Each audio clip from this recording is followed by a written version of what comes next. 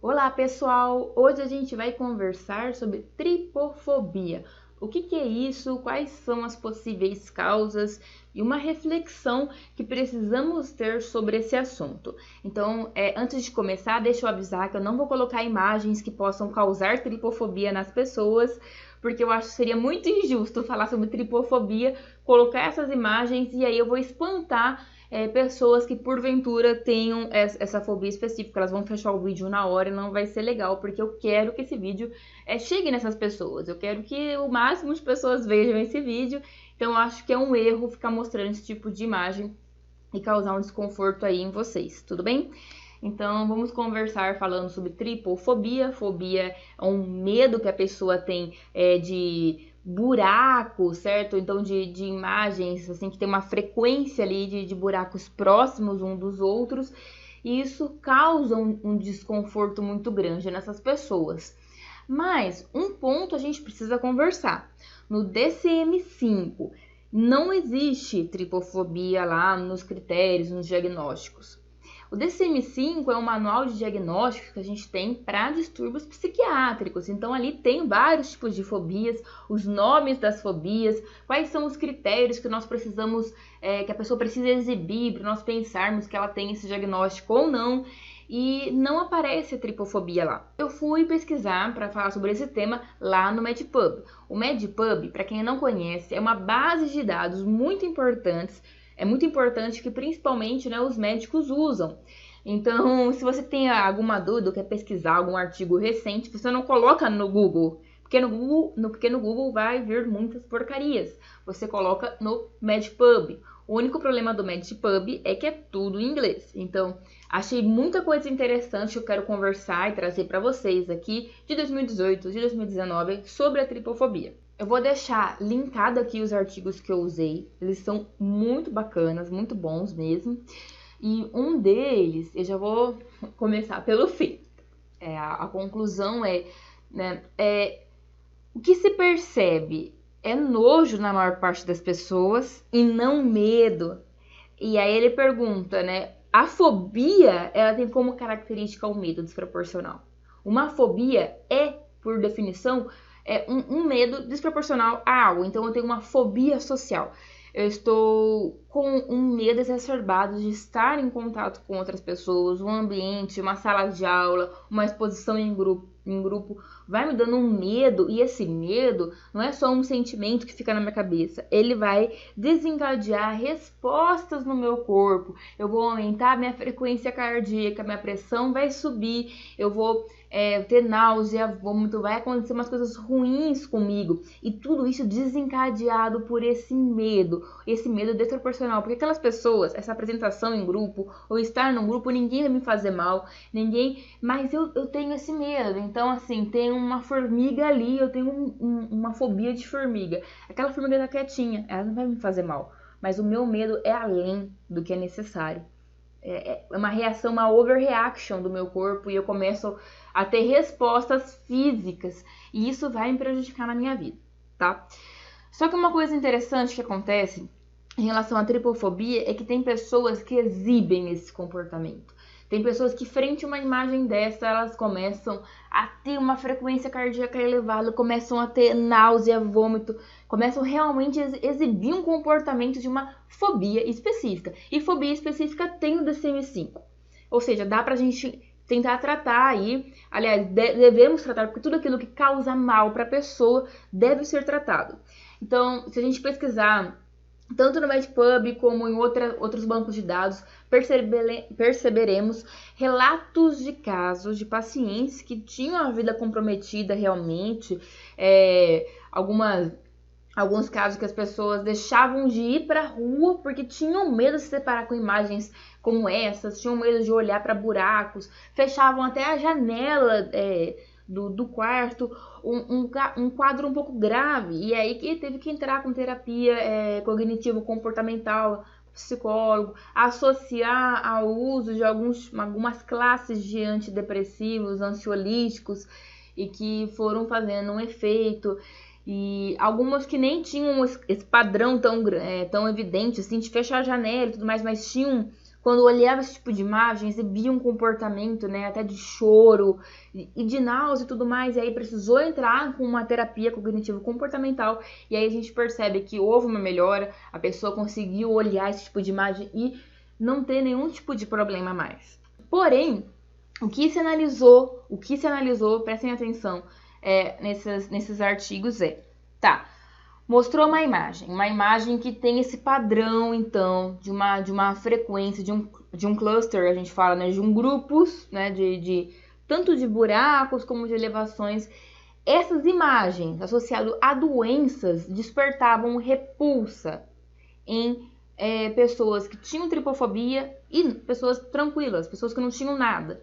Então, essas pessoas que não exibiam nenhum comportamento, nenhuma fobia, que não tinham fobia específica, que não ficavam passando mal e tudo mais, pessoas com tripofobia, sem tripofobia, perante uma imagem de uma doença que tinha isso daí, esses buraquinhos e tudo mais, tinham repulsa à imagem. A diferença é que pessoas que têm esse comportamento de tripofobia em coisas relacionadas, coisas inorgânicas, né? Elas exibiam uma resposta ruim no corpo. Ou seja, um tronco de árvore, uma flor, favos de mel, até elas exibiam náusea, vômito, um comportamento ruim. Então a gente tem que diferenciar isso.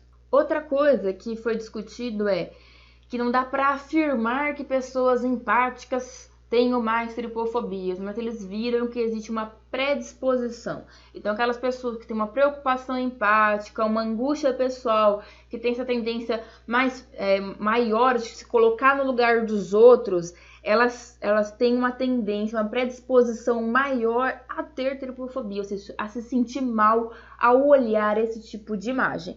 E a conclusão desse artigo específico, que ele se pergunta como é que uma imagem desconfortável pode causar repulsa, tá? Aliás, como que uma imagem desconfortável que causa repulsa em algumas pessoas viram fobia. É isso que a gente precisa entender, que algumas pessoas terão fobia. Ou seja, resumindo, esse tipo de imagem gera repulsa ou medo, ou repulsa e medo. Vamos falar do porquê que isso acontece. Então, a gente tem outros artigos do MedPub querendo entender. Peraí, mas esse trem novo. Primeiro, vamos explicar algumas coisas. Não tem no DSM-5. Porque isso é algo novo. Na verdade, o que aconteceu é que começou a aparecer algumas montagens na internet. E aí, vários grupos de pessoas falando, nossa, eu tenho um medo, eu tenho um pavor disso. Então, se tripo quer dizer buraco no grego, então a fobia específica eu tenho tripofobia.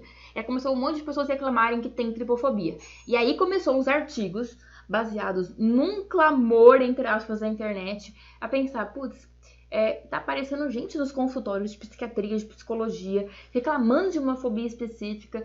Então a gente precisa começar a discutir do porquê que isso está acontecendo, por que algumas pessoas exibem esse padrão, outras não. Entenderam isso? Primeiro começou algumas imagens a circular e um mal-estar começar a acontecer com as pessoas, tá? Agora, veio essa onda aí, artigos recentes, tem um muito bom, muito interessante aí de junho do ano passado, falando sobre ectoparasitas, sobre a defesa humana de ectoparasitas, qual que é uma relação disso com impactos clínicos no ser humano. E se isso tem algo a ver com a evolução, como que os animais se comportam. E eles vão trazendo, eu quero trazer alguns pontos desse artigo, vocês podem ler ele inteiro, ele é bem grande, mas muito completo, muito interessante, falando que, por exemplo, existem alguns animais que possuem um comportamento de se afastar, de evitar ectoparasitas. Então, pulga, carrapato, essas doenças, esses problemas, por exemplo, que a gente está falando, dos buraquinhos, então, lembram para nós uma doença de pele, então dermatoses, e isso é algo de fora, exterior. Alguns animais têm respostas a ectoparasitos, então pombas, elas evitam machos que estão infectados por piolhos. Por exemplo, cavalos, né, que têm um aporte muito grande de ectoparasitas, eles vão perdendo em média meio litro de sangue por dia. Fêmeas que têm muito ectoparasitas vai vendo esses estudos, elas têm menos fertilidade, uma menor fertilidade, vai ter uma prole menor.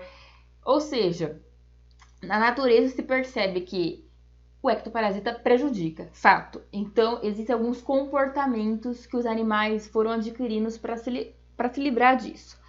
Nós temos, por exemplo, espasmo nas orelhas para evitar tirar as moscas de cima, o rabo para tirar esses insetos, essas coisas chatas, por exemplo. São mecanismos de defesa.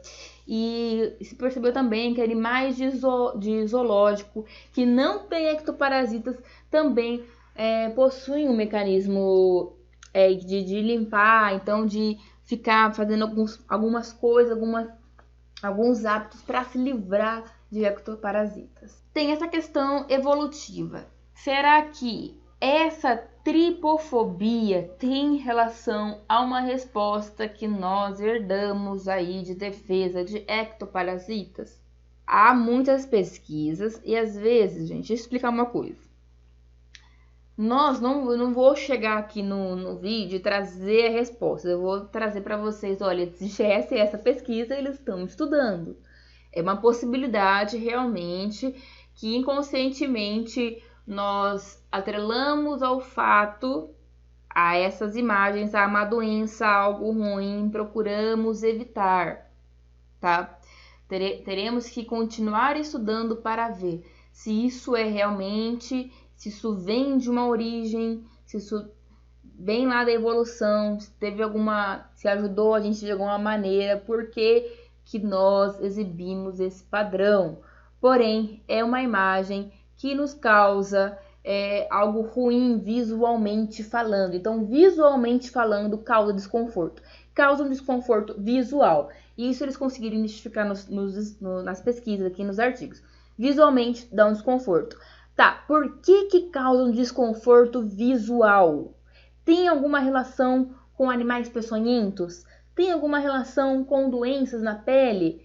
Tudo isso foi colocado em pauta. Aquelas doenças que apresentavam padrão de vesícula, certo? Que eram contagiosas por acaso. Como é que acontece isso? Frente a tudo isso, o que eu quero trazer para vocês é o que saiu lá no jornal online de dermatologia, Dermatology Online Journal. Eu quero deixar aqui linkado para vocês. Também está em inglês, mas eles falam sobre o problema das edições de imagens, dessas imagens que tem esses clusters, esses agrupamentos, né, de depressões ou elevações em peles, em partes do ser humano, e o quanto que isso prejudica quando nós pensamos em que na medicina, tá? Na medicina a gente tem algumas cicatrizes cribiformes, que tem uma superfície parecida e que lembra. E que isso é uma coisa, e que existem as edições e as fake imagens. Essas fake imagens causam medo e geram uma fobia. Até então a pessoa nem sabia que tinha aquela fobia. Se a pessoa olhasse uma pessoa doente, talvez ela não exibisse um comportamento de repulsa, mas ela foi sensibilizada previamente com uma imagem que deu repulsa para ela, e qualquer coisa parecida com aquilo vai dar uma repulsa novamente.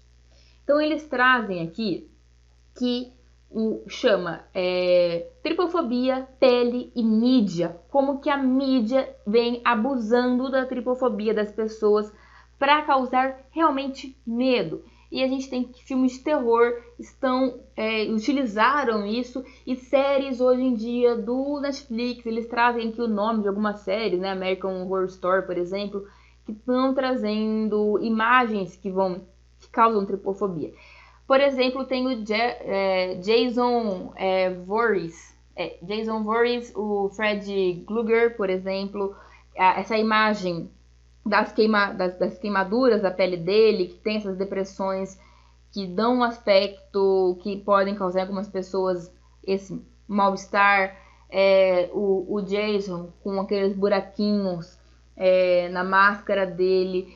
Então tudo isso eles vão dizendo como é que a mídia, sabendo que existe essa repulsa das pessoas, esse medo, utilizam desses mecanismos para causar realmente medo nos filmes de terror. Eles falam que o caminho não é por aí, que a gente deveria ter uma educação, que a gente deveria, olha, ter uma educação na mídia e tudo mais, porque nós temos pessoas que têm cicatrizes de queimaduras e pessoas que têm, qual é o nome da doença aqui? Pioderma gangrenoso.